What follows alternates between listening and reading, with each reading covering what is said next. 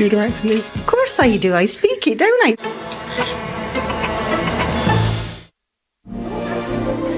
Président. Sponsors come dine with me.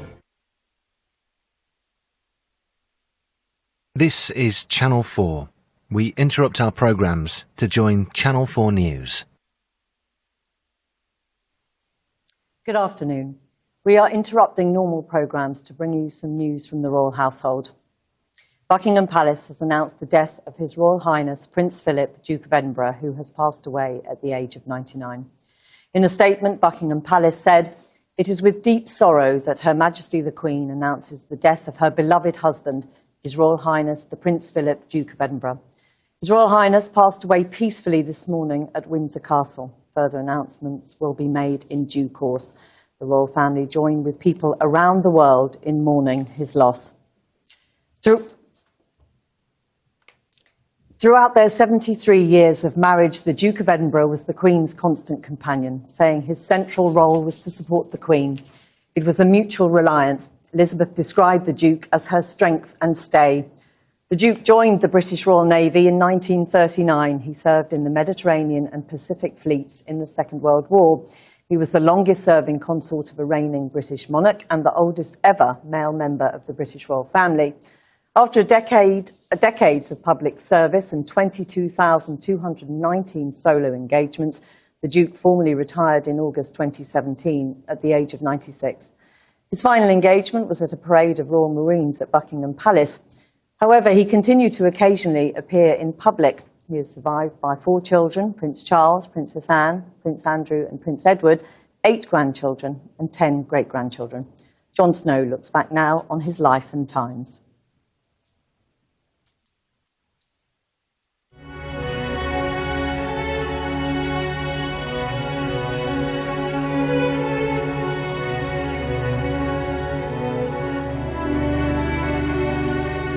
He has quite simply been my strength and stay all these years, and I and his whole family owe him a debt greater than he would ever claim or we shall ever know.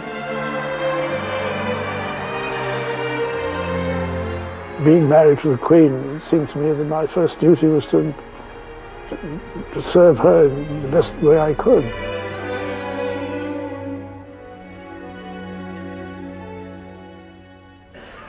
It was a partnership that lasted for more than 70 years. Philip, Britain's longest-serving consort, always at the Queen's side. A proud man who had to give up his naval career. A man who helped modernise the monarchy. The great outsider, with a reputation for bluntness and plain speaking, became the steadying hand behind the House of Windsor. Prince Philip was a remarkably successful consort to the Queen. As far as duty was concerned, never put a foot wrong, was immensely able, conscientious, looked after youth. I think that he's probably the most successful consort there's been. Born in 1921 on a table at the family villa in Corfu, his title, Prince Philip of Greece and Denmark. Like his future wife, he was the great-great-grandchild of Queen Victoria. But he wasn't actually Greek. He had not a drop of Greek blood in his veins. He was, of course, a Schleswig-Holstein, Sonderburg, Glucksburg, which implies a certain amount of German and Russian blood. Dartmouth, where it was at the Royal Naval College at Dartmouth that the 13-year-old Elizabeth met the young cadet Philip. It was here Louis Mountbatten, Philip's uncle, saw the chance of some matchmaking. The college was in the grip of an outbreak of mumps.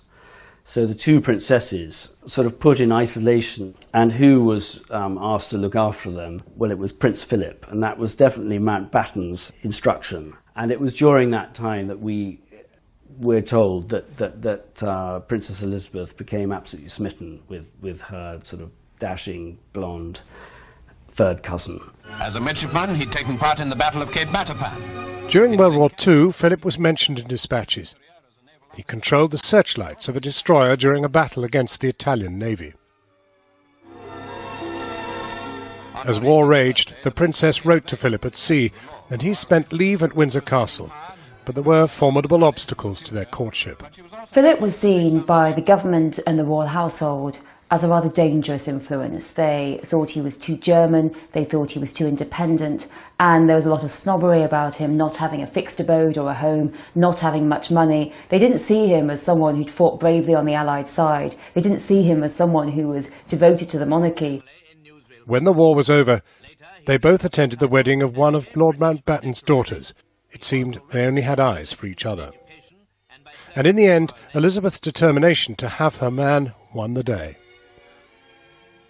In these, the first special studies of the pair since the news of their engagement, it's easy to see the radiant happiness of the princess as she and her very good-looking husband-to-be pose for